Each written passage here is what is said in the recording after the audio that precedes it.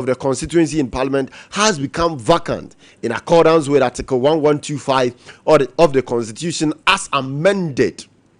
The Electoral Commission will hold a by-election in the constituency on Tuesday, 3rd of March 2026. It's Tuesday, 3rd of March. A hot and person may try to this will say by-election because Wayawa so East constituency. Nina has to do with a year, Mr. Turi, the demise and ne what free more on Katias for home. Yeah, I don't Electoral Commission. Actually, seat now vacant. Sad 3rd of a year March no ye beto aba.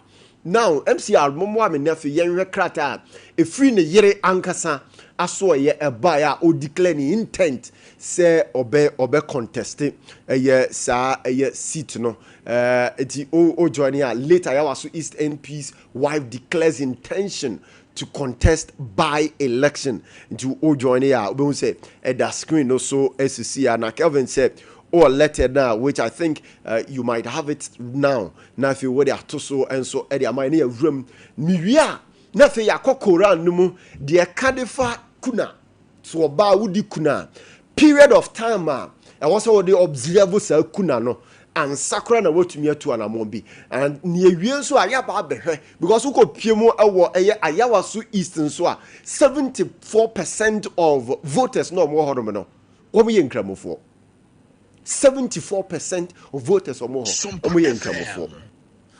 You yes analysis no nafi ya hwe ade kakra ba den che ye de obewu attach screen analysis no so nafi what who say ensem city eti so wura ma say letter of intent to contest NDC East Ayawaso primaries. I've seen the 4th of January 2026 I'll say I have since the 4th of January 2026 been hit with the most difficult experience in my life, the sudden passing of not just a husband, but someone who has been a leader to me and my children. He taught us respect for humanity and to live a life as mere creatures who should always show gratitude to the Almighty. In this stormy moment, I've also come to the realization of the love and affection that has been shown to me and the family by a community that has loved and supported my late husband. I want to use this opportunity to thank them for the support. My children and I cannot repay this show.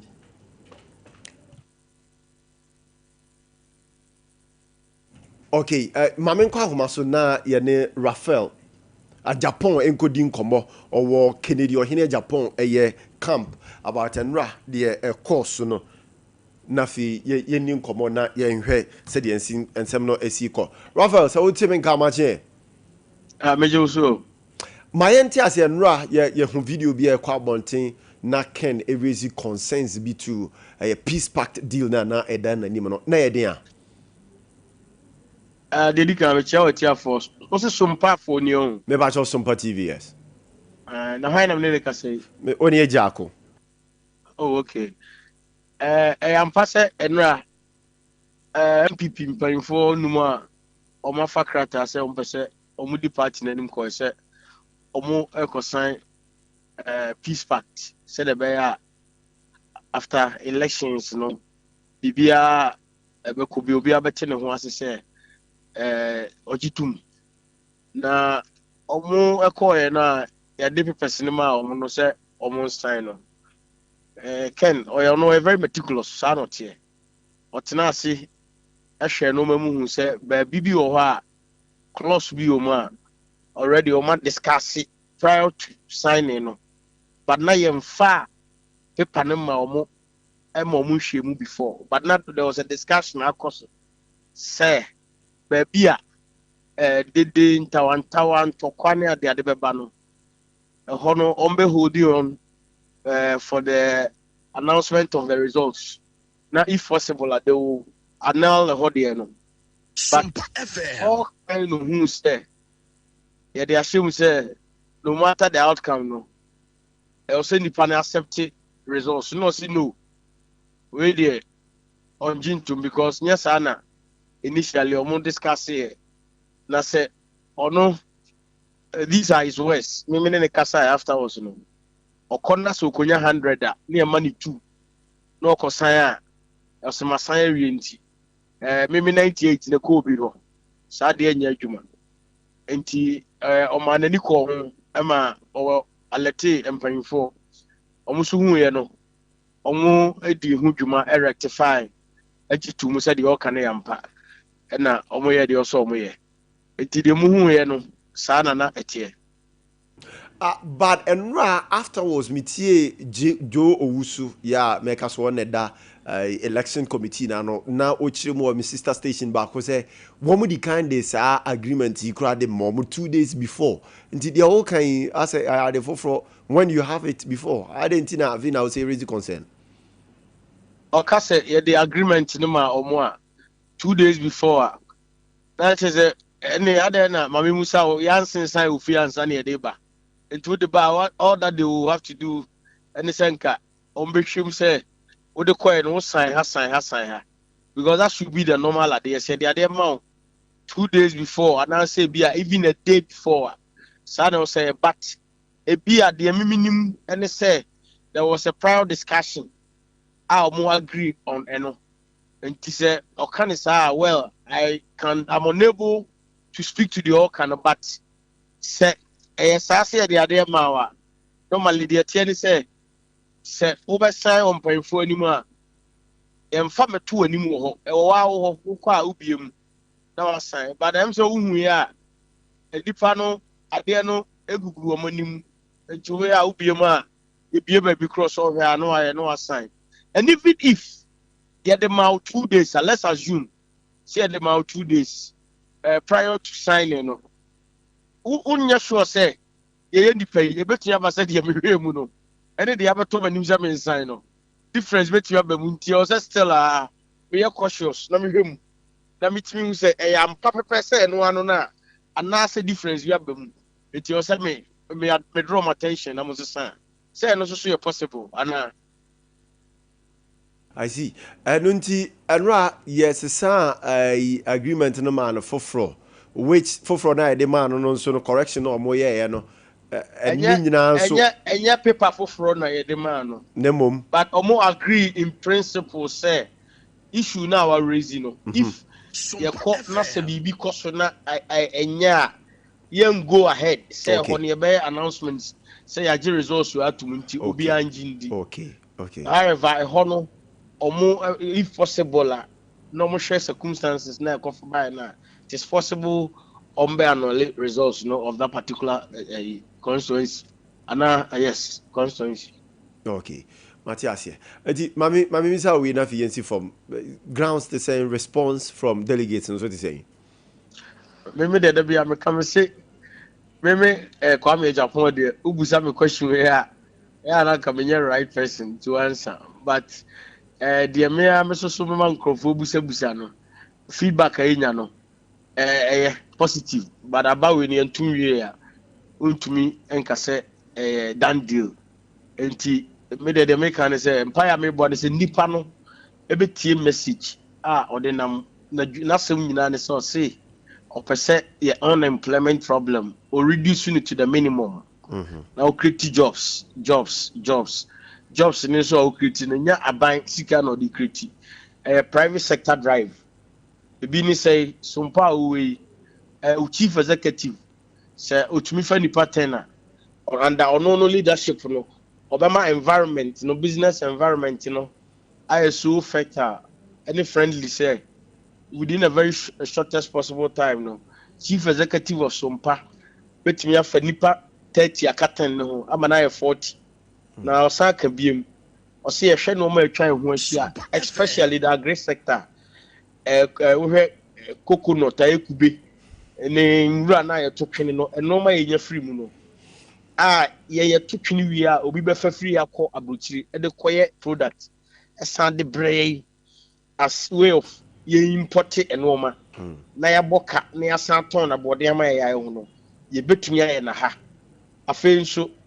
osinyankopon aye adom Ghana wacha Japade bebre o hwe region bi a o Ghana bi a obi bi a unique saa de kro no ema ne anidaso se otumi yi ministry bia efiri Accra ekọ ba bia saa nyankopɔn abɔdeɛ no ɛwɔ a ɛbɛboa ama yɛapagya yɛnkurom ketewa no mu ama ayɛ akakraka nti Ashanti region duru no kan ɔse Ministry of Lands and Natural Resource any local government ɛyɛ adeɛ a ɛda n'akoma so sɛ MPP delegates ɛyɛ n'adom ɛde ne ba na sɛ Ghanafoɔ ɛyɛ n'adom ɛyi ne president a ɛwɔ sɛ ɛba Asantemam na gold a yɛtu no ɔbo ase mpere bebrebe a yɛnyihu so mfaso bebree no Asantefoɔ so hu sɛ ɔmo so sese deɛ yɛde aba abɛsi ɔmo pona no na any forestry ho nneɛma wohwɛ western north western region ahafo region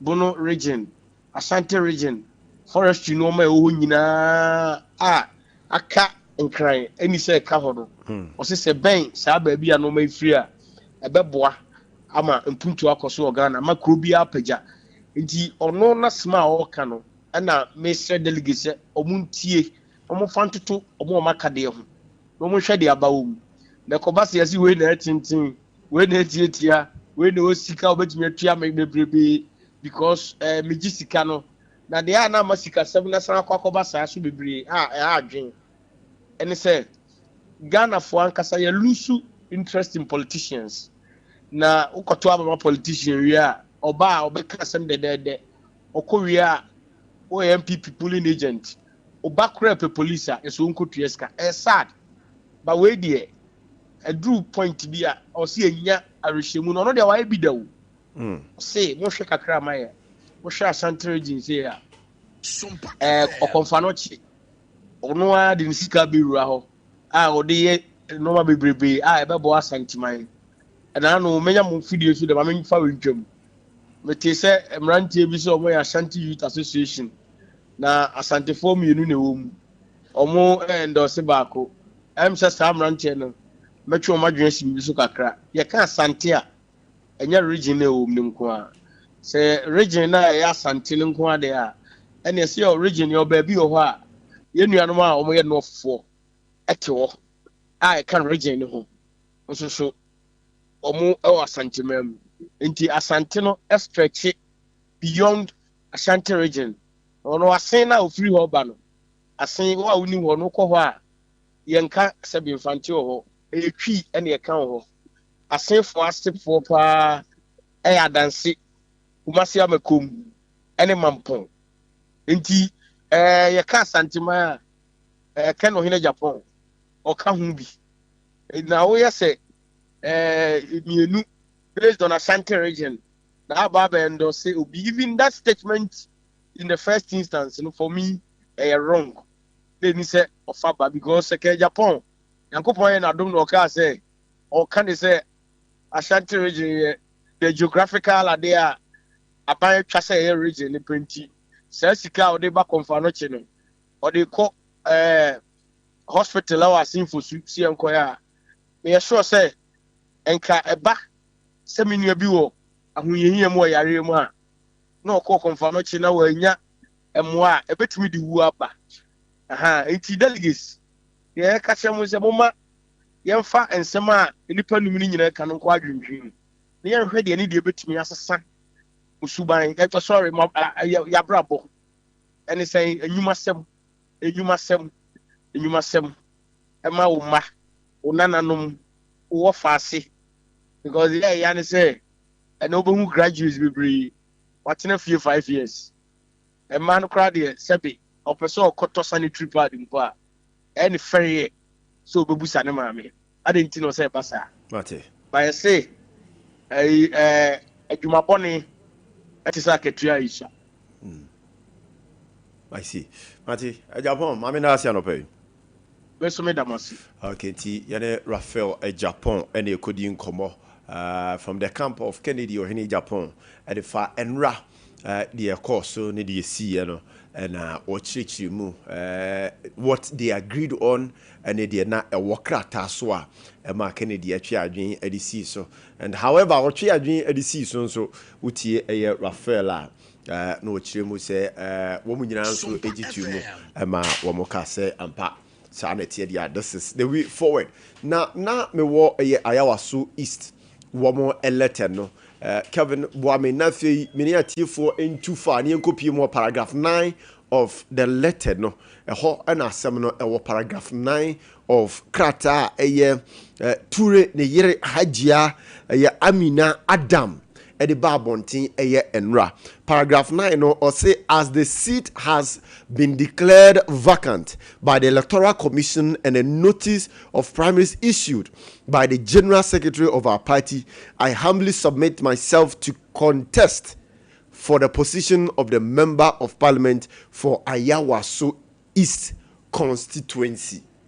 Dinache say Nazar Ture ne yere Hajia Amina Adam ejremuze se ni kura firi mu a busuafo party ma enamfofo atunefo se ni kura firi mu dia ene wonyi ne tie omra na fi omra mepre sa dibre no wo ehodom ti ono nso wagye atumu a oba bepre eho na eteko madwen kakra twi madwen di sibibi so se nkramofo se ni kunu wusa na toda omo bibia your friend ida ya omo observe and they observe this ida for a period of time of 4 months and 10 days.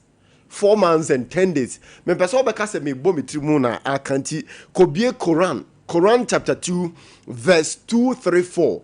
Quran 2 verse 234. Na me no ye wura mu ne enkan ade.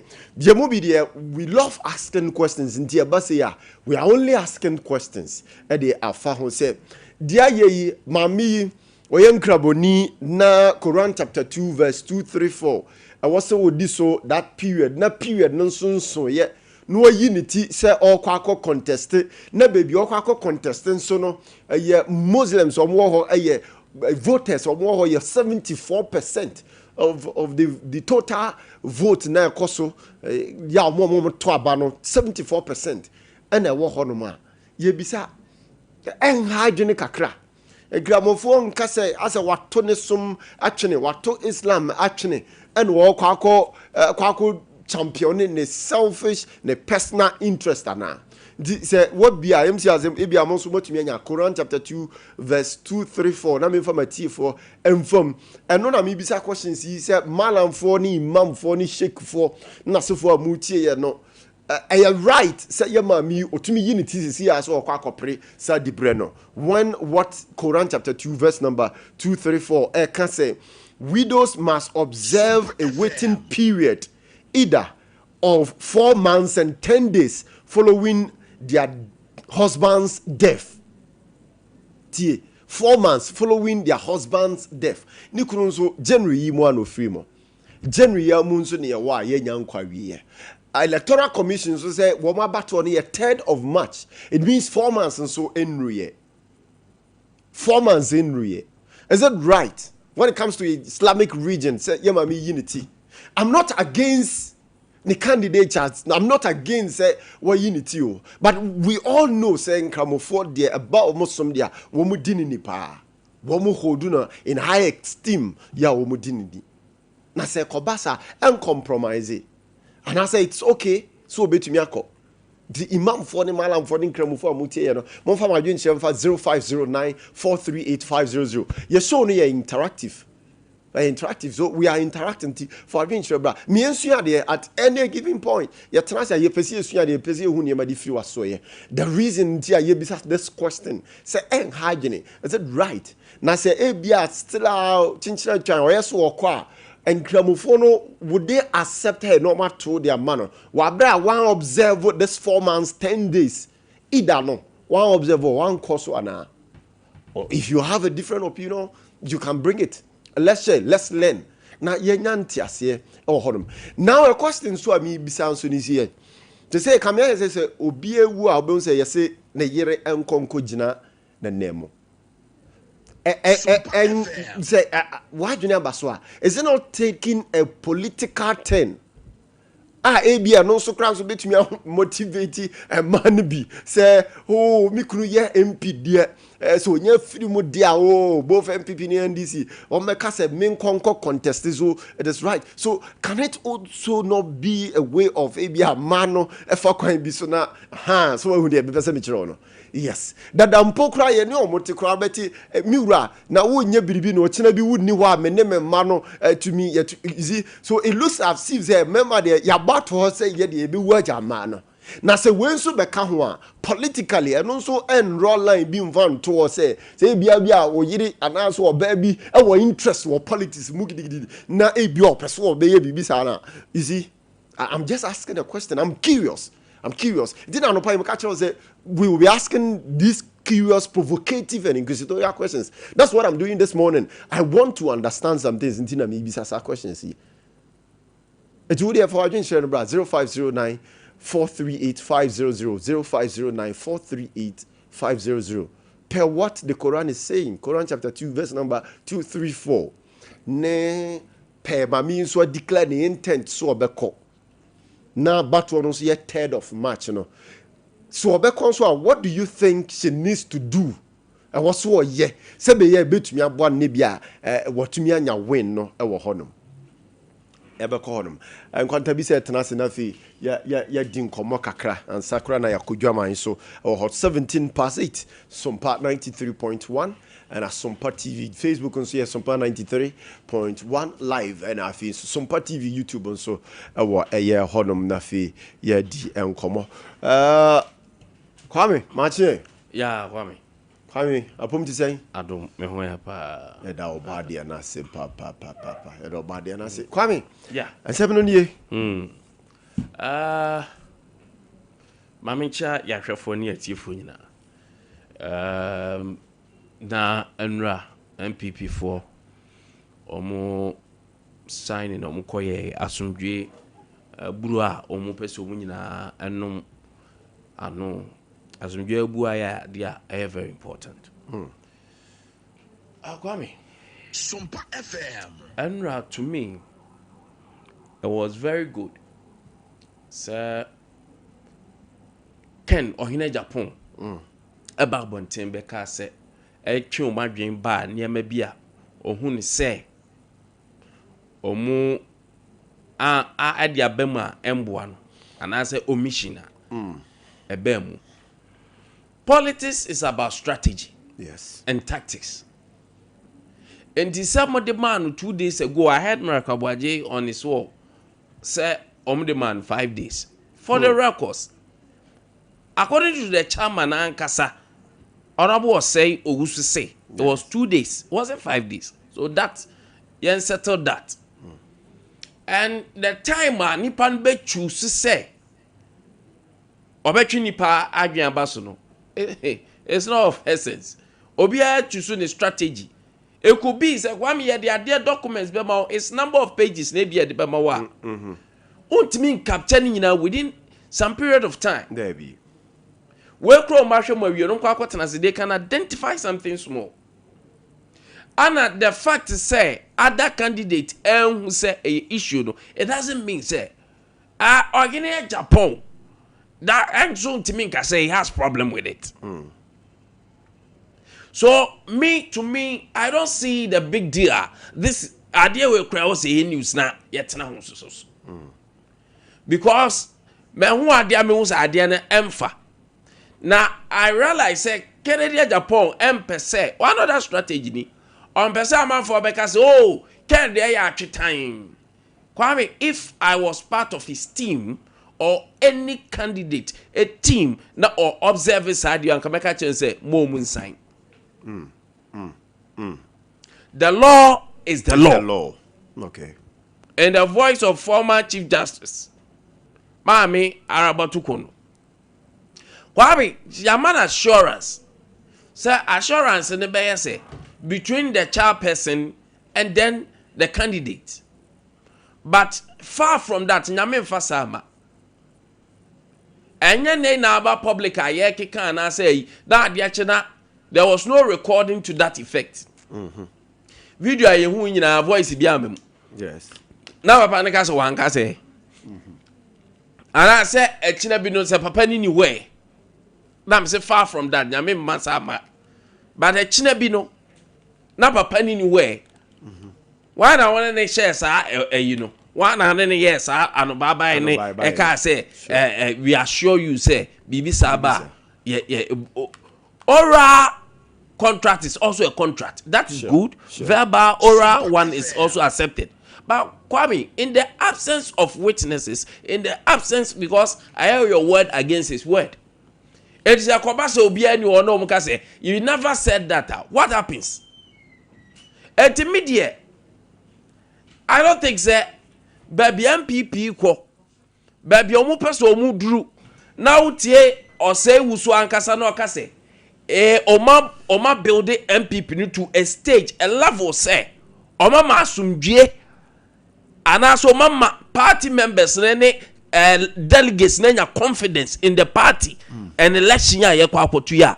It is not that time. I don't babe say sir asumdie. I see. Because we have barely about 9 days. Yes. Yeah, 2 about. What's not week. And to Kwame Nisa bibia twintwan MPP for anemu osanya mebo abatu ye ba because. But the truth must be told. The man saw something. What you attention abaso. Said the man 10 years ago. Said the man 15 years ago. Or said this is my observation. Should this be news? Should this be something? I will say another camp de kwa na Facebook now I can watch him. I love Miracle so much. He's doing so well. When I see people doing so well in their field, I like them.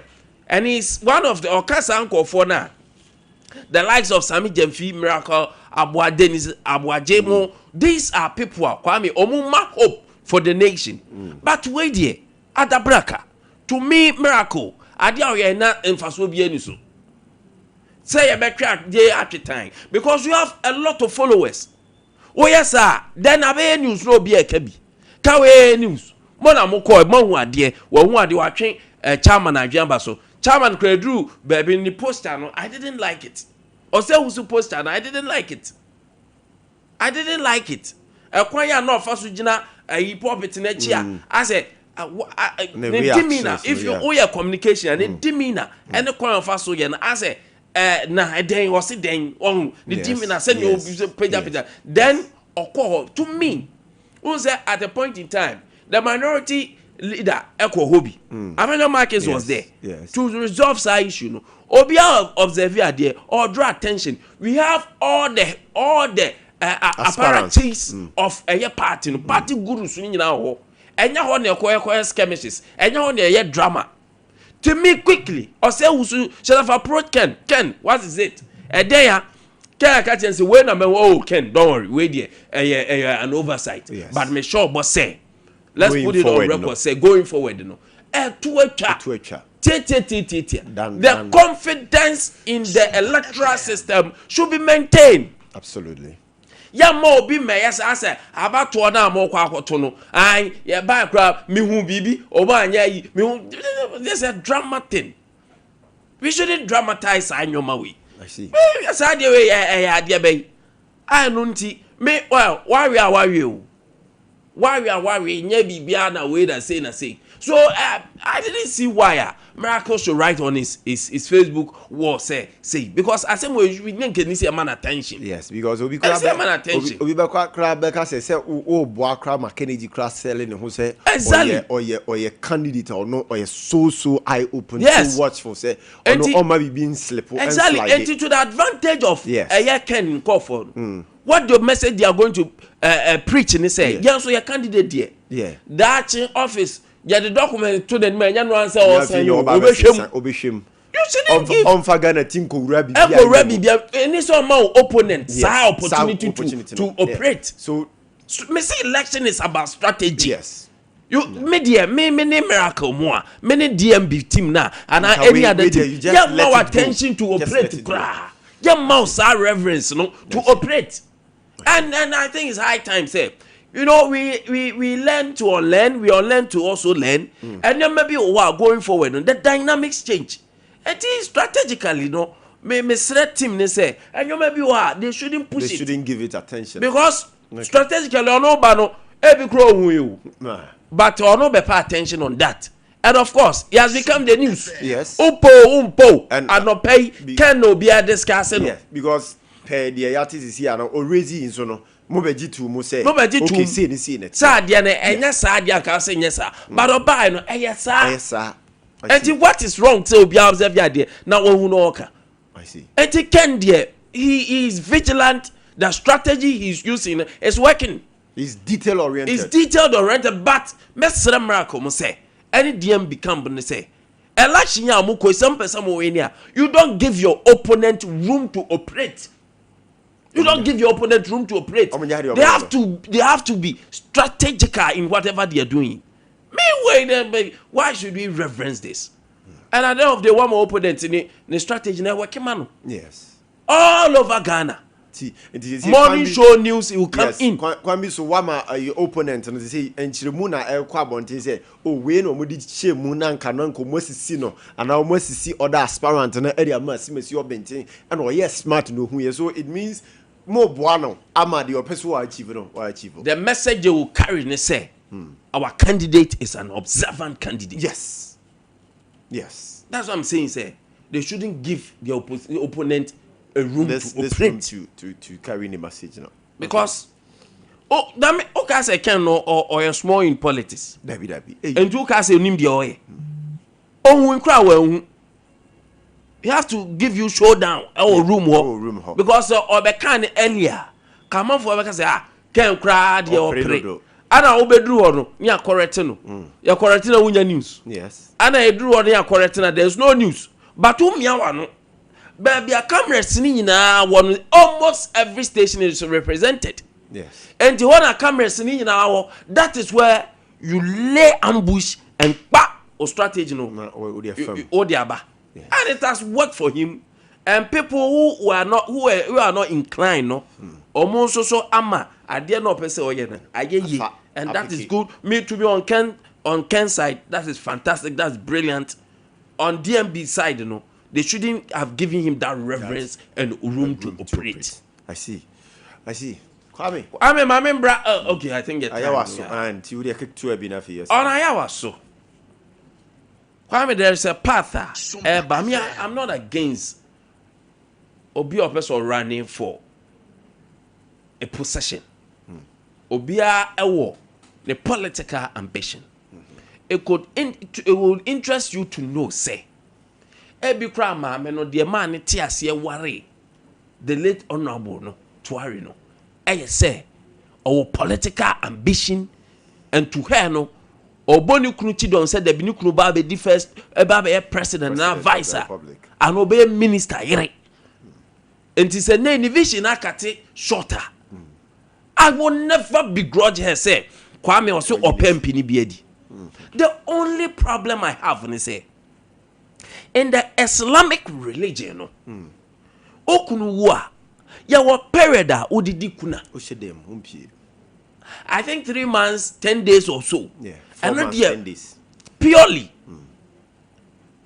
a man back I stand to correct say 3 months 10 days purely. But over Quran no more ankasa na 4 months 10 days. 10 days. So purely say 2 months, say 3 months, say 4 months. Kwame, the messages that period is sacred. Yes. Sanka obeye na kamaya fingu ne ti. Dia hu se obi a esom no a religion obi a timer. Otimika se men kosa asum nim biem. But still she is a Muslim. Na wo ye Muslimin so dia. Dia ma ye Muslimin say udi enhyehyeye so.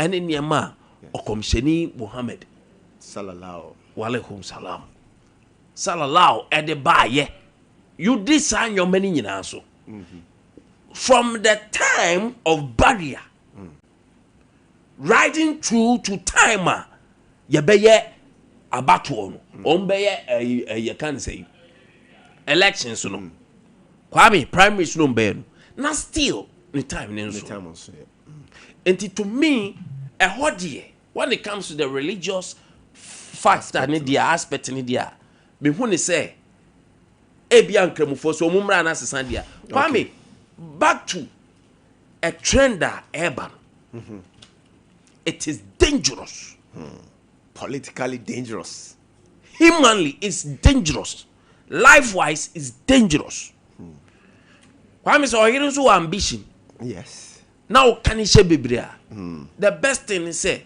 so also oboa no wu obeboa in terms of but ade makana say ma yenka obi ambition enhye because eni kuna wu because obi kuna wu nti yese mo nware biem ade waware ntem dodo especially Kwame sade we yetade ye ma na ye meja yetade ye ma se oba ekunu wu a na wan ye ba no ware kra na ye ka ho asem on person obebo adwama obeye basabasa no o person ware na abeye asem menkai yaw former ejeso MP the late yes we saw what happened but ya MPs bebre so omo yere mu wu a ewo kura ni 6 months no match as she odo mu planning to marry oh yes 6 months enru enti ade na man nkwa my emphasis on this ade na man nkwa nye tena wo anigye so is it because of your ba medical aka say religiously na mo ka dia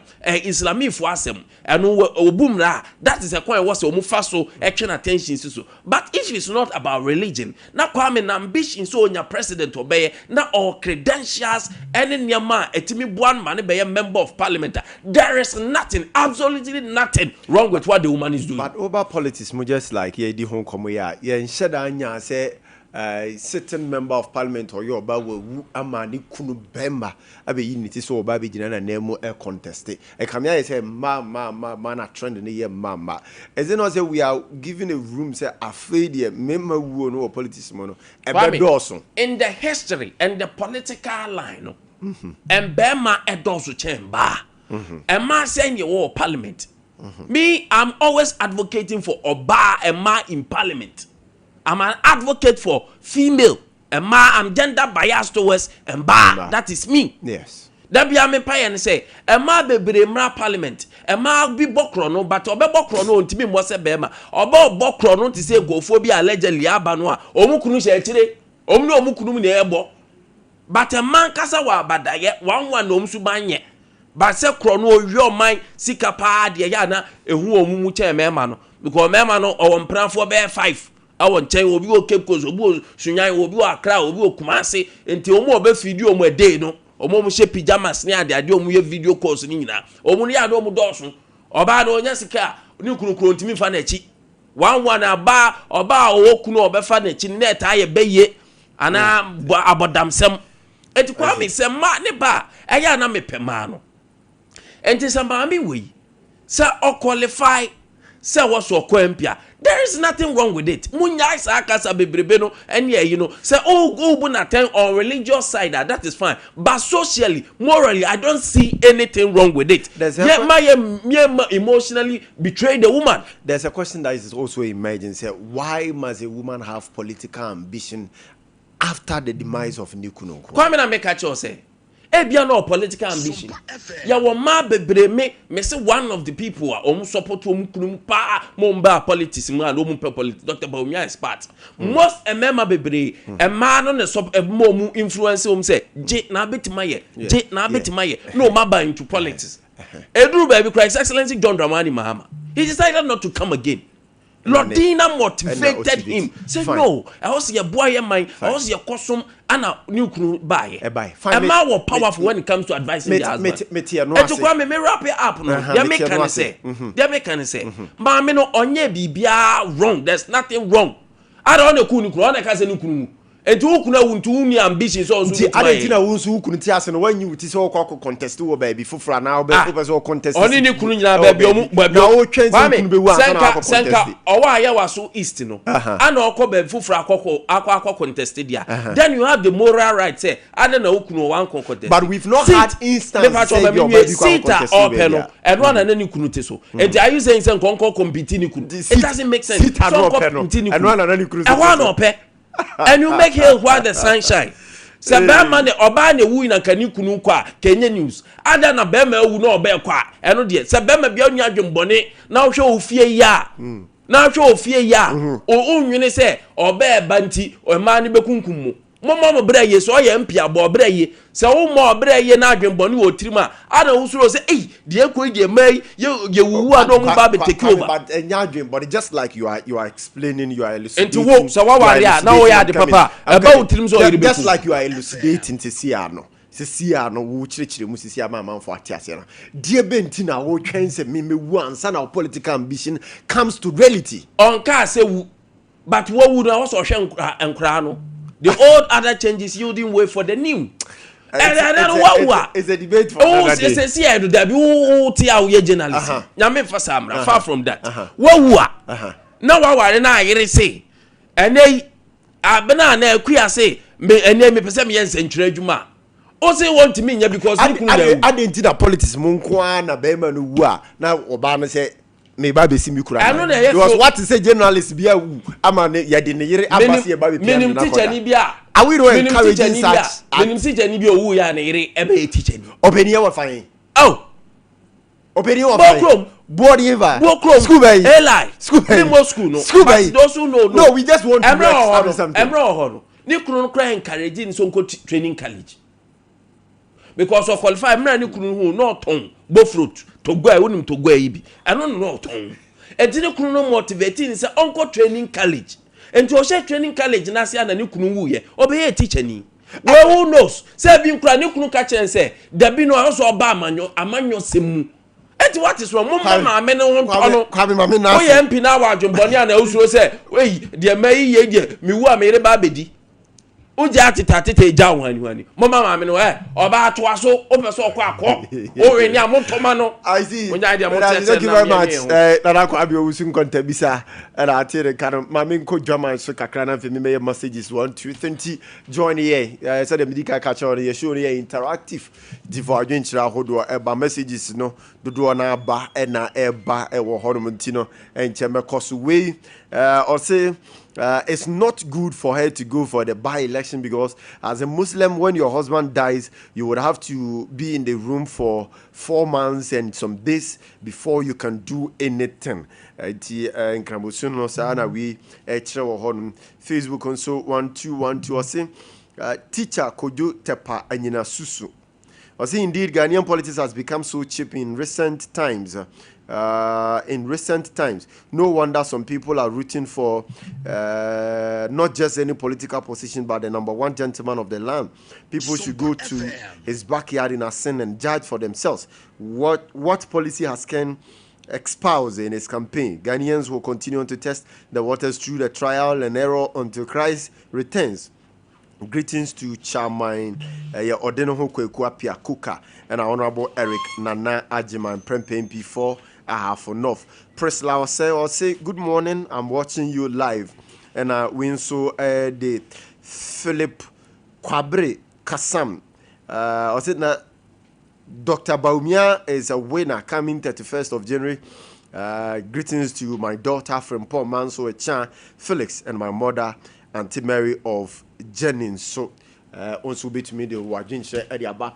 My main court na fi main come for RSYD Novigi Studios and for ma say to America na call Wamo Studios honum na yam wow na professional photography ni film production papa quality come upon no yenye emfa ema ye was spacious equipped studios that were honum and I were equipped with top of the line profession equipment to cater to all your creative needs. And today na we here a year photographer and now so be so baby tram for you know I record on near my amount for any LRSYD Novigi Studios.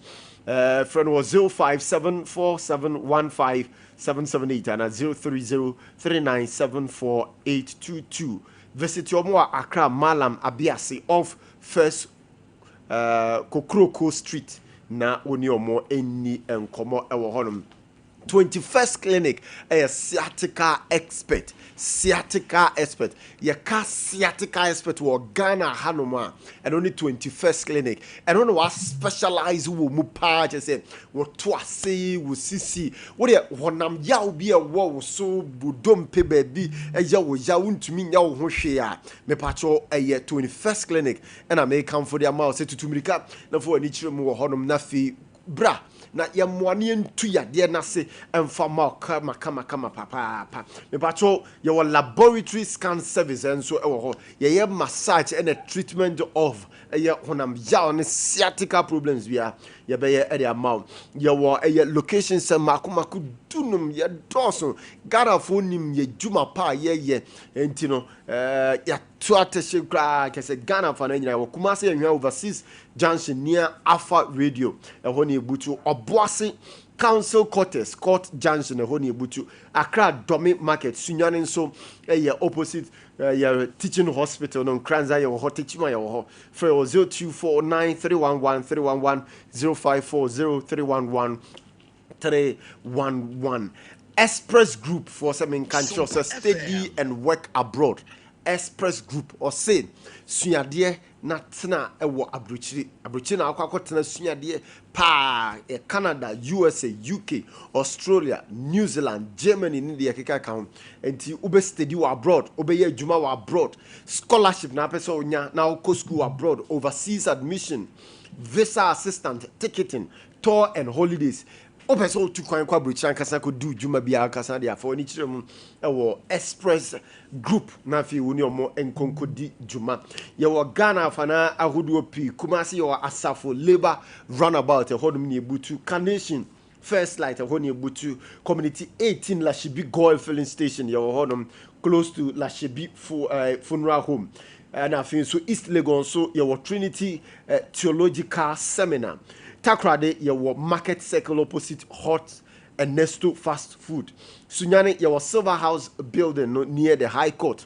Tamale ye wo technical hospital.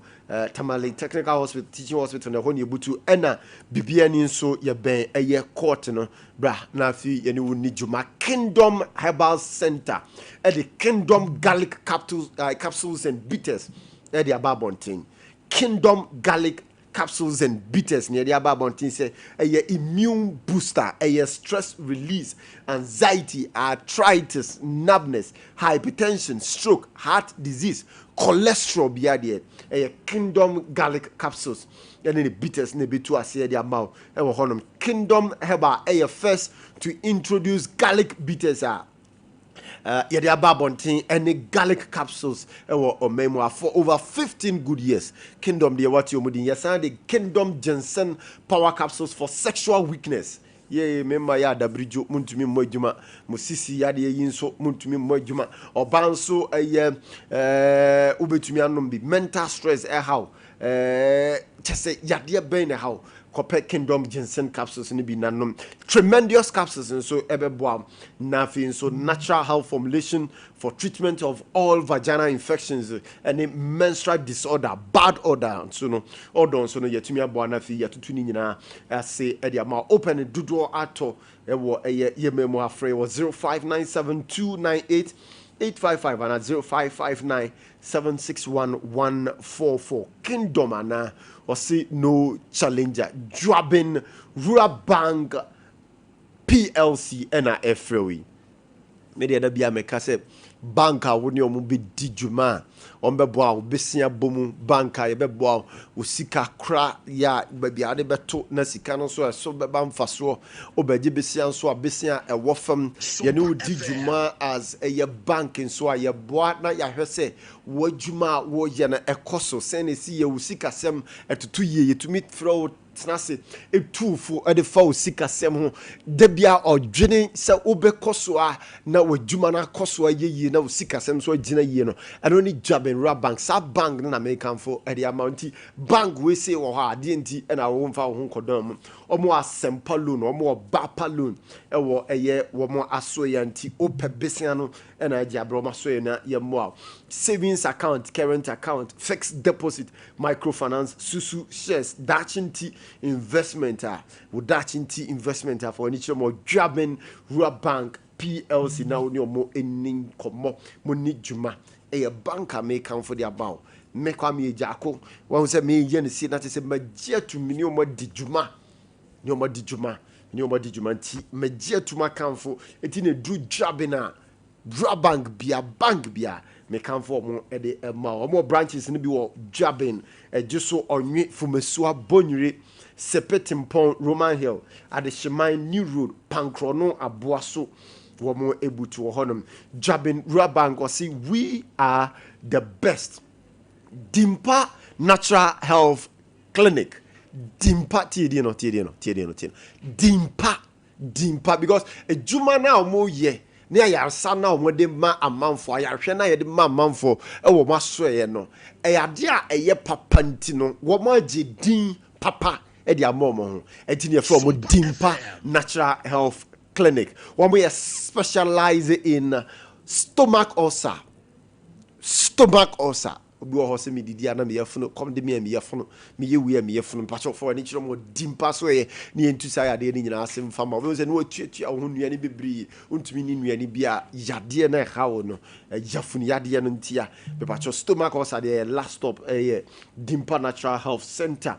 Heart related challenges akoma no ya na wo hawa hodu pia for ani chiro mo infertility and libido issues untumi mfa furo untumi wo untumi nyim oba bema no so ntumi nsori oba nso watenka so wa chire cha say ye adwuma we a atenka sem no ebeduru so be say watenka na kojo to ase funu bema nso ebeduru ho na say adena da epija no anu ata me pacho dimpa Natural Health Clinic ebeboa ama watumi afa won tuma pa afra ye sanso ye lab and scan nso ye ewo ya so ye ewo ye honom me pacho your location, no new location from 4th of January and to the cohort 2026.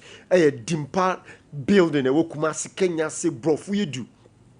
Just after Busori Junction, no Nafi Wahe billboard no so street. Ubehu Dimpa se ye butu honum honum frey na ye no nin komo. It was 0245 118 434 and 0246 744 744. Accurate diagnosis is have a cure. Nti yade no utumi hu ba bia wo na hu yade kon hawa. That is waso asene kra ne sa wotu ase a ne santi me pa cho fo wani chiremo e wo Dimpa Natural Health Clinic na fi kwaji wa yale sane wa yare hwe nyina na yade na e hawo e titi wo na ma ene unya wasumdie untumi nko adwuma so na untumi nya niema hodo pii no bra na yemwa na yentu sa yade ni nyina ase emfa emaw ma menye message baako mienu na fi memra ye lawyer Darko ho or ye Kwabri East NDC General Secretary hopeful obabi dia tenase na fi men konkoma no ache na yenhye yenkomo twetwe na se na fi so ya look out for NPP ni no so ba no na ya hye yenkomo twetwe na se o say good morning Sompa TV. The host is being bruised about women standing for the position.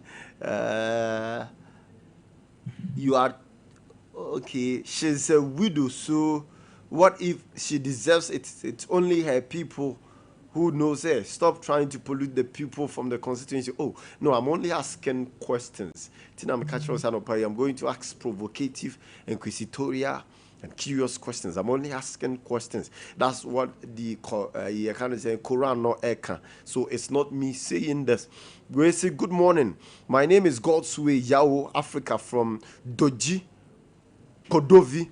Or see what the Quran says. When a woman's husband dies, she is required to observe a waiting period called Ida. What this means, explanation or the Twas will say, if a woman's husband dies, she must wait for 4 months and 10 days. During this time, she does not remarry. She observes a period of mourning and reflection. After the 4 months and 10 days are completed, she's free to remarry if she chooses. She may continue her life normally in a lawful way. Why this waiting period exists? And what Chim said, to show respect and mourning for the deceased husband, to confirm whether she is pregnant, to provide emotional and social protection for the widow. And all the way at so note, if the woman is pregnant, her Ida ends when she gives birth. If even if it is sooner or later than 4 months and 10 days, Quran chapter 65 verse 4. So this doesn't do anything with politics. For me, she has the right to do so. Okay, and this is it. This is why I love interacting. In the way say it has nothing to do with politics. In the obey contest it. Yes, in the also for our bra. It's an interactive show. We are learning. In the I've asked a question what about. Say Ken is a businessman, so he can't just wake up, sign any document. I understand where he's coming from. Gabriel Fufu from Takra de ena body we de Abba. Lawyer me ba why my messages in new because I have to engage my listeners and my viewers. And so, good morning. We are in a country where not all religious practices are considered. The EC should have actually given her that respect to wait until her waiting period ends before conducting any election to replace her husband. If that did not happen, then she can actually contest. Thank you, Farouk Jalo from Koko. Farouk, but the woman just declared and the EC cannot wait. So only declare and send the date and so however, EC the date number that the crown son also be declare the intent say or be contesting. Mami win so. Good morning, Kwame. Sompa This is FM. Kwame Adupa inside Doma East. I don't see any the woman contesting for any wrong with the woman contesting for the position of her husband because she knows all the tricks in politics.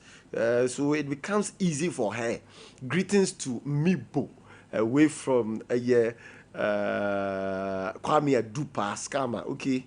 My classmate out here, Agric Extension Officer with Doma East, watch ya Mibo, war Idra, our Honum. Win so, I mean, you 1-2-1-2-1-2 Nafi, Memra lawyer. So, I see in Islam, when a husband dies, the widow must be in the room for 4 months, 10 days.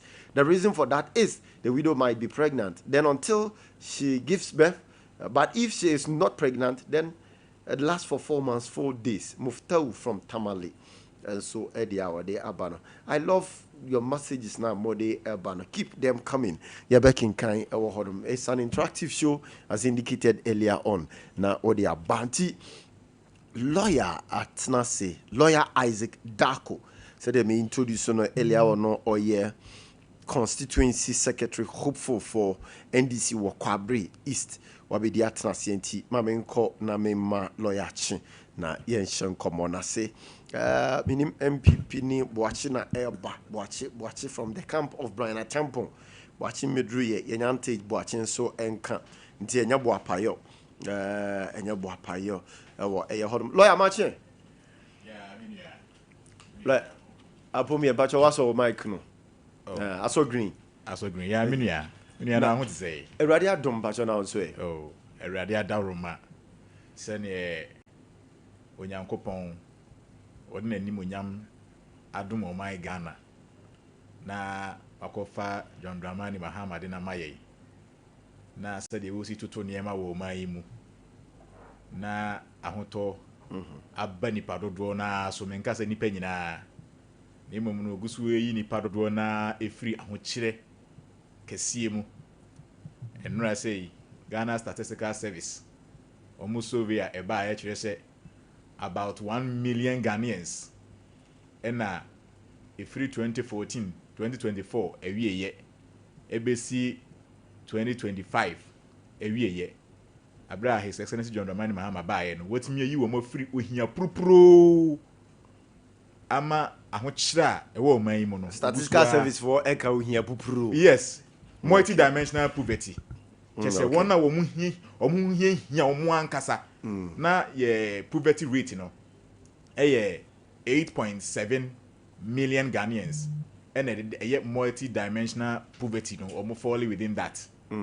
But within 1 year, His Excellency John Dramani Mahama Ebaye no, what to me abeyi 1 million a free so now okay or more dimensions na what you say living condition edimutintima pa. Okay. So I say last week in the mechanic has say afibian so my yendi bronya kese sei we Ghana hada like say Crawford do na setena mu akoyie e we Ghana ha na apomudin so omo so apomudin so akonanim pa e wo His Excellency John Dramani Mahama amemwo mu e na afi so adwuma say Malik Basin Taliba bia wo dai YE say de omo si fa youth no adwuma ni nipa say de asi anya adwuma eye no say 1 year His Excellency John Dramani Mahama etimi yi nipa 1 million afiri ohia pupuro mu a busa ho say ye man 4 years aye poverty rate no ebetia baba bedru say we kire se onyame odoman Ghana ena odi na dom ye onua anopai ma memfa nchia sonko Emma yewura wote kokko so asante wura me bo me mu asema no afei omampani John Dramani Mahama menchi akese pa me de ma no eba besi Ashanti regional minister ene regional chairman Nana Kwesi ena KM boss Zuba na afei ma bakwa Abri East honorable Joseph Amankwa ne Kwabri East fo nyina me chia wo nyina including delegates me de nchia sonko ema wo mu. Okay. Me da se. Okay. Men so me da CP wo honum anti lawyer no ateneka na ene asemwe da pro so aye bedi ho nkomo has to do a lot. Ninyina has to do with NPP election. The edikan or say anyone who disrupt primaries will be arrested. Justin Frimpong Kodia, General Secretary. And I feel so Joe Osei say we have managed to build sufficient confidence among NPP members. Akufo-Addo so Echirimu say NPP is bigger than any candidate. Unity must come first. Lawyer, NPP primaries here day anim nyampa memory die. We are politician and this more to aba. Is it the first of it? A kind of be a moon who be bisa say Simon. And what do you wish for them? I mean, the kind we and Sakrana, yeah, concern so. Yo, MPP, yeah, Ade bi my moi. Me baby as me who be that. Esan say, me who say ewiase. Ubi isi dan abra wodi kan bo dan no so nchensen bon nchensen ni wi a abo ceiling nyina wo wie ma wie no ansa na obitu foundation asisi pillars na wato block na odi akohye nchensen no ase sana esi wo MPP mo na me wo problem bi kakra ewo omo primaries ya omo ye me personal me hu ne say MPP primaries ya omo ye no just 1 year omo free power no one emwa oman no enkanko wunia Ghana ha constitution say obedi ade 4 years na wa free na woko na obi aba 4 years na yesa atoma obi mu a na wako 8 years na no ye 1 year nie na MPP free abanwa so omampani foforo take charge aye his excellency John Dramani Mahama bu oman was say ye man mre na oman ni mu eye din na wo hye hye nyema yie eni kwan say ye to abawie ye na de wa lusu no was me say call primaries na dem rabitia sa rabitia na video but morally it doesn't sound to you to me okay me who say ma o man ni nkwa nanim e delay e mada bia o man no nka nkọ no e kwa wi amanwesem so ho enka this is the time wa enka both ya to abawie both MPP and NDC coming together think of developing the nation. That's what maybe they want to do. Say, they elect or more flag bearer. No more to me, I'm more responsible opposition. Responsible opposition. Responsible opposition say, "She, they are more yeno. And no cry na de oyene ebe koswa bo mo party ni mu kese pa." How do you know that? Yes, because when him say en chance na mo de abodan so no. Pila bia ni bia bia ebesi o.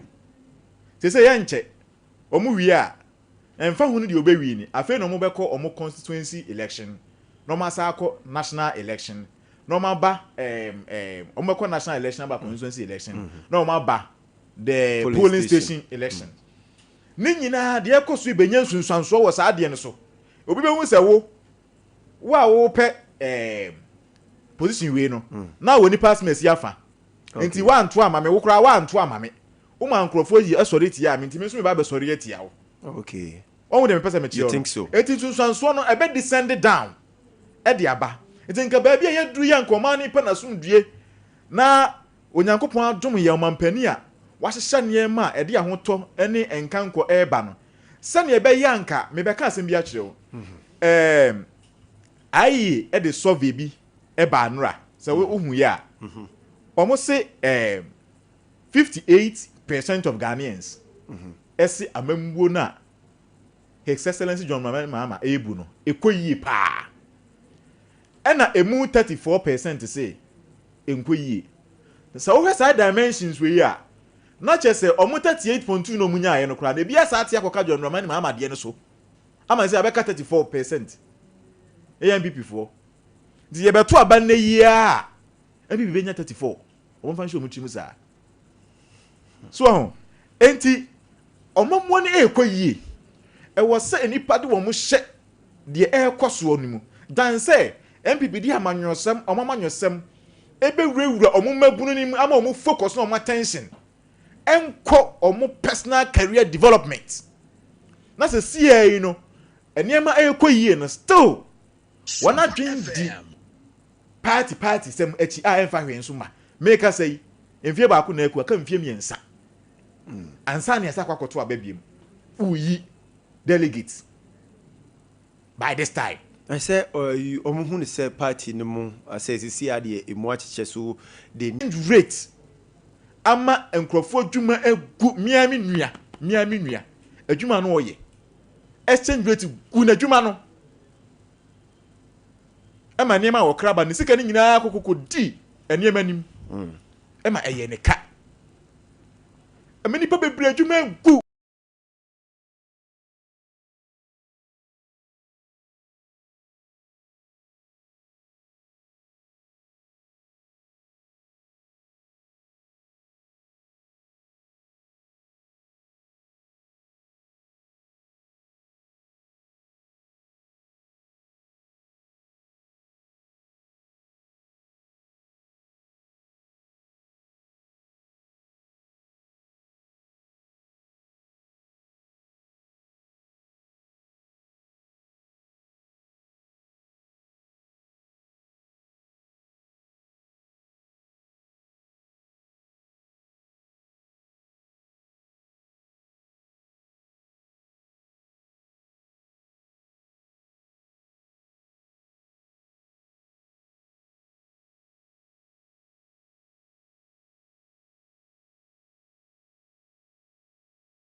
yɛmfa Ghana ne mo mo saa na wɔn sɛ wɔ man no ɛnɛ wokɔ social media ɔn sɛ yahoo videos ni bi obi timi fa diesel petrol ɔse otwadi ampɔkɔ a me first ne yɛfrɛ wo ɛnsa ɛnɛ deɛ bɛgye petrol so ɔhu saa video ni bi so this it tells you the kind of leadership any reliever NDC ɛde abrɛ Ghana for ahoto adwomama ehye Ghana for bose wo de ahoto beba no nyame adom just one year wotumi ayi afirim nti NDC for mumpe a party or opposition obe keep on more on motos na motumi afocus on adwuma na deliver adwuma na sadia mumpe sa opposition na minu ajako yes Ghana constitution is supreme no eno kra a frown on one party leadership okay enti no enye say nka yempe opposition a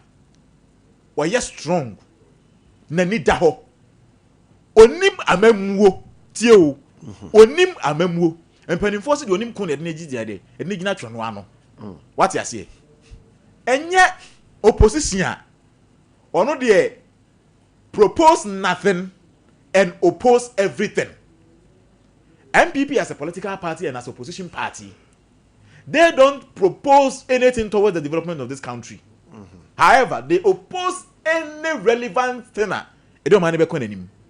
That is a very weak opposition, I see. That is not opposition that we want. We want an opposition party that will be able to think through and outside the box and bring out things that will put the government on its toes.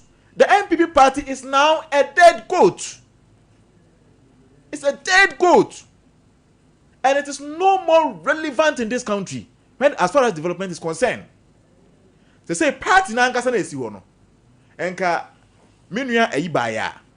kama mebusa na sembi the last time me share fie fufuru mu no about me camp and then we just so or Brian camp very interesting hwe yeah proposition party MP party no at this point ejija they need to take Mahama reset agenda into their party and reset the party from the grassroots to the constituency to the region to the national, and not from the national to the region to the constituency. But I decided the okay say I shall see not just say almost sit down free straw at a buffum. You were being so honour or no answer no be si dino. Obedi can could share a dino pesuosi. No could di a boni na near money boni na baby guha won't say when ya and near mano or ye. To sit down and see them to or carbon tia no I say sit down. Is that not what the NPP are doing, trying to have their leader out womudina siho and son of what send their baba be sisi structures na e dia siho na? Is that not the same thing? Is that not what they are doing? I say mention e dan sie you see ni wo dem sani e wo ka no Yes. you see ni wo dem kire say wo ye wa ho boa Yes. e ma ho boa no obi ehu so do ho ahobwa na waye no e betumi di wakoduru ba bia wo kɔ no Yeah. the MPP ye no tim asese enye edan na omu asio we ne de wanya ni so de hu so peso si dan building plan obi di ama no ehwa wo se makoto nchansen abo POP e de asem wiem La bi obi nso betumi aka say Meba. o kan nya sa na tie ba Meba. obi betumi aka say nya sa na tie obi be ka say u be si dan kra na I was say first of all would kan copy architect and na say Messi ni no be si dan na ma no enti o Messi ni na o be si dan no the obe si dan no the flag bearer na o mu yi no o mu wi na fe o di party nation sa mo di sika ni nyina ma no okuta one vote flag bearer no kuta one vote okuta one vote. We are talking about Omaya Yetu Aba. Both MPP and NDC got close to almost 7 million. 6 million plus. What you say? What's it mean? They can't go and nipa baako interest in tea. Sandia we ya no mo ye ya. Na Emma Omaya no. Eko tu abetia omo ya. Emo mo ko bozi MPP ya de na wutu no fa ontie. So say no more better opposition no and this is the time wa and also more trust who say no ya form delegates ya form grassroots for no eti mama mfo bia to median to form ya mpanimfo aye wosoro no ye si form edi kan ye kopa chew momfa ye bone nche ye me kire omo say ye si hye party omo fa bone nche wo mo na afei no mo must start to say lay foundation of the party. Say first no can say me dan kwadom bobuzia eno egu. I'm telling you very soon they will have another tradition. Because the MPP na nkasa na is supposed to see here no. Hangi wiem. Ahomatia bi nekutam. Now I am promising you after 31st December January omo primaries no. You will hear say the year can come fire and kebeboa wo say obi be ka say ne nka mo NDC for na eko in your favor anti mo nda nyame ase de ombe ye pa tie de ombe ye adentina fam de fam hu ne say me mpese ye tirim be ye da ye nya opposition papa obe put you on our toes e was see nya strong opposition. That's what they think. No, not at all. Not at all. Hey, now what in this mono was it not at all? The ekoso no eye obi selfish interests and no more propagate. What you say? Obi free say e was say ye bibi de man animu ye. Eno na mo yes anema no. But meme de ho de ha me enyame bebre. De hia me ne say me to Ghana ni a what fie for say won kwa ho hia wabrabo ehu hia ma woni ufiefo ya no bedi ade no encheye Mfie baako panie omo se kom saa de omo enti no omo ko omo primaries akoyi obi a obetena fie mfie miensa ansa ne ato aba wote wono mu a dwen sɛ saa nipa yi na woni amamu na atwa mu ni mu bia na ɛde ba ade na we MPP as a political party ebetumi dia brewu bebu na wuti fie wo a woni adwuma ye wo pay university akwa first year aban etua ma wo free na waka kire wo say kwa nesa kwaje student loan na fato aso nti invariably e just a free tertiary education no mama wa ye no completely unni sika ubetumi akwa university na wa be pay adwuma wo say create nyuma edito so we are obenya bia ye na ne suade hu wo se wo pagya Ghana edi aduru ba bia aban bia beba se wutiri mu ontinti se Nebukadnezar kura na wontumi nhwe wo man no mfa mafom se the MPP ye ne biem. And that is the leadership that we are seeing. That is the government that Ghanaians want. Etina no many omo former MCEB ehyiae oka chem say lawyer, I'm telling you ye nyina ye anim na ye yi a enke ye anim ade na de amamuo no mama ye hu say munimbu.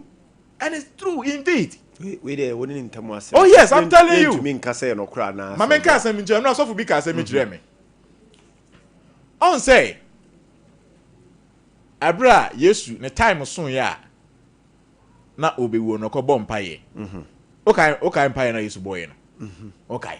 Meet so you. okwa so ya ja ko Meet you. Ka so so kwa kan what. Say ona ka was meet you. Janke be ya. Enka kru we ma nye den. Men council so wa ka. Ma kru we empire em honko. Na Yesu you obey ya so na wonim se obewu o. So for say afa na wadwene sa ko ayi no part of the Bible na hu say no. Sa time na Yesu baaye no. E wo mu say na ewiase e wo jejije de na so na anigye wo ho. To hwe pa se wo je wiase yi ho akwa.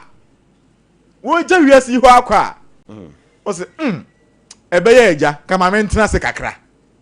Se Ghana for say dodo na say enke be ya enka dwama makura no.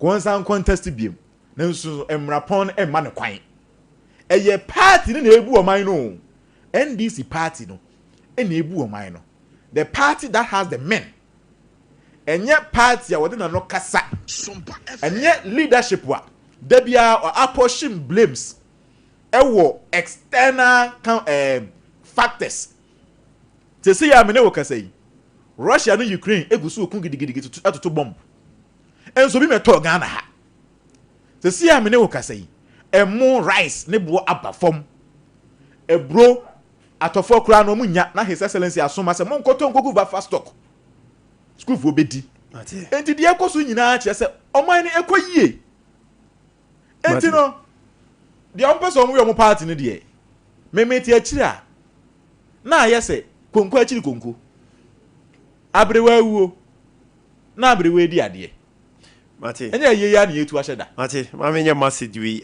we free a mensa saba north suntreso or say when the question is asked about who should lead the NPP into the next general election, one name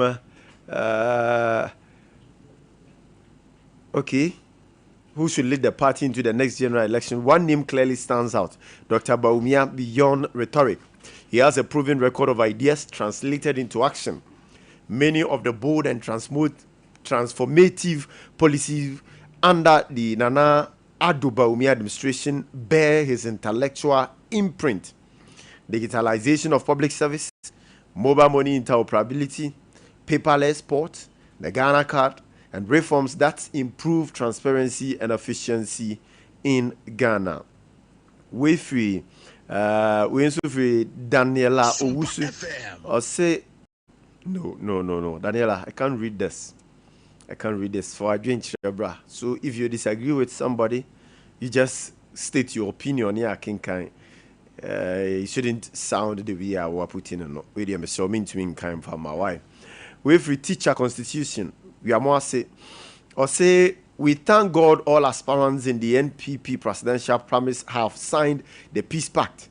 Before and after the primaries, anyone who makes the party unattractive after the primaries should be removed from the party because none of the aspirants is bigger than the NPP party. Let's all unite and rescue power from the incompetent NDC in 2028. Greetings to Honorable Mavis and Kansa Boadu, Koka, JFK, and Honorable Dr. Osei Yao Aduchum Ewa Eya Honum. I mean, call you win so Ewa ha 1 2 1 2 1 2 1 2 1 2 1 2. We say the show is live and clear. Appreciate your show. Find solace, encouragement, and great analysis by the incoming constituency secretary. Hopeful lawyer Isaac Dako is what Kwabri East constituency NDC wants. Hashtag NDC, hashtag Kwabri East constituency, hashtag 7 with excellence. Your trusted friend, Dr. Hansen. Dr. Bakonomi fans also. Because no way you the source will be Dr. Hansen, but you're sure to work with Dr. Hansen. Doctor, I know they mean to me and state, I had no actually no much road in mean to me more and also. With K Batu watching you live from Wasak Krupon. I say, what's wrong if the woman is contesting after the demise of her husband?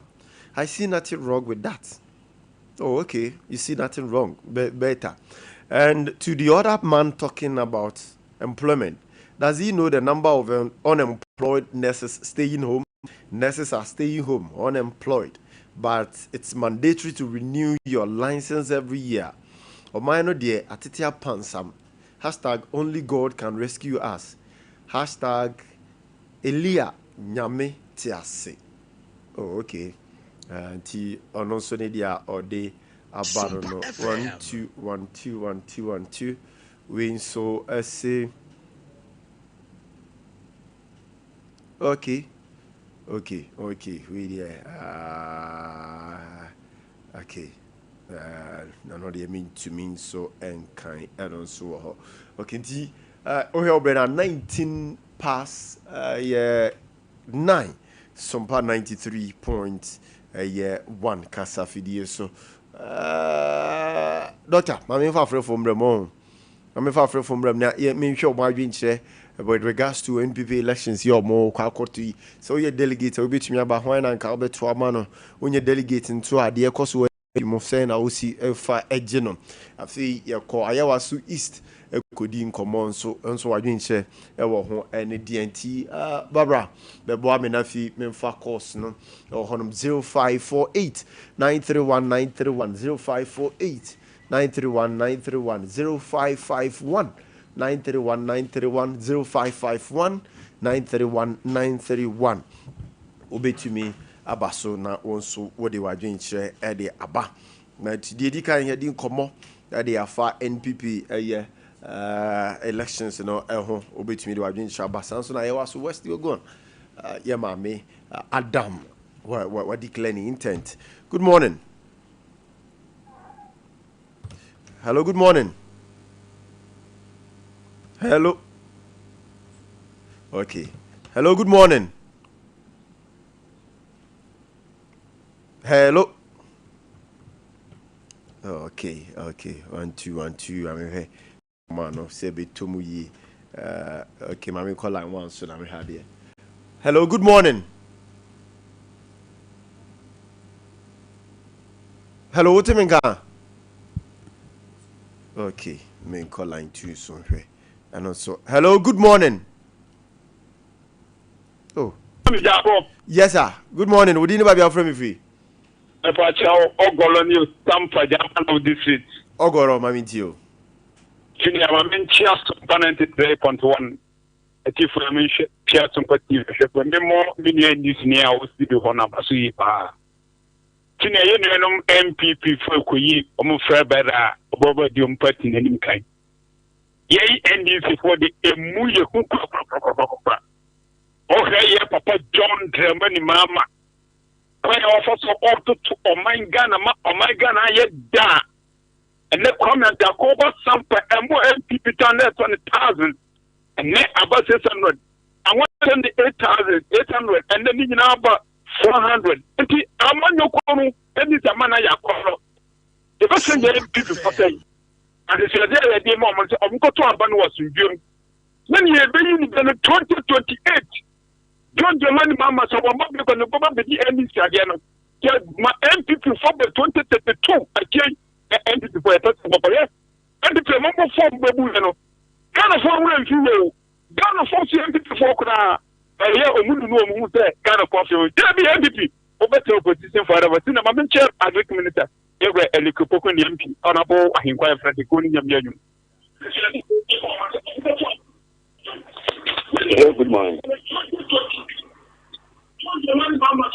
I'm Sugar Abnasudu. Yeah, MPP for an about where they have one pass. I would say, and young purpose of Basibia, made me end this in Pater, I might be over Sibia. Yeah, the Papa at the Papa of Baby, because you remember, and he demanded this quality. You need to start some divisions over no, but last year, and a mamma kind will say, I do a yatron or yatua. I'm a baby of baby as well about Lasso. The minute this has been an autumn and a massima. That's an pay. Miss Maiden, from Namaka. Marty, Mr. Dasimi for we so. Good morning. Good morning. Yes, sir. Would you know about your friend free?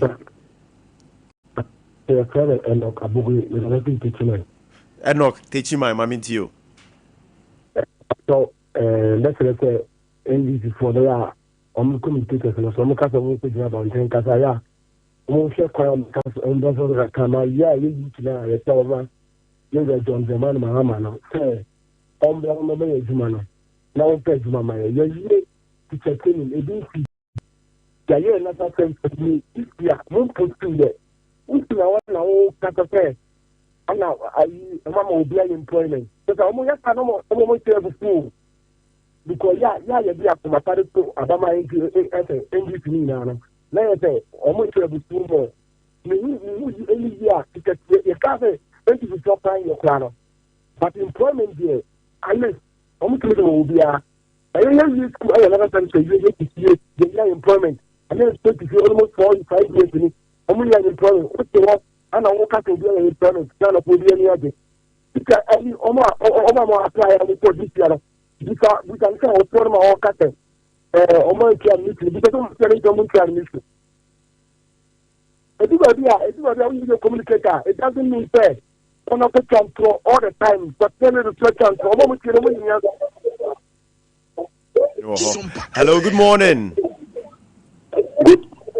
Hello, good morning. About your dinner, by our friend free. About the because that's Okay, sir, free. And you are so too, Mammy Dio. Manager with you for now, media and a Kia or pay not organize our own people. And I will have a change at home. On the open national chairman. So there is a to the soa, almost attitude to you know. After doing this is a party, no, Namija, a poker for Japan. So a daily work among any animal, and the man. Now, Papa, or any issue, Papa, any apostle. What is a what is a what is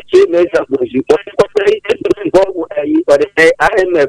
Now, all one was saying, Jessica, and mine.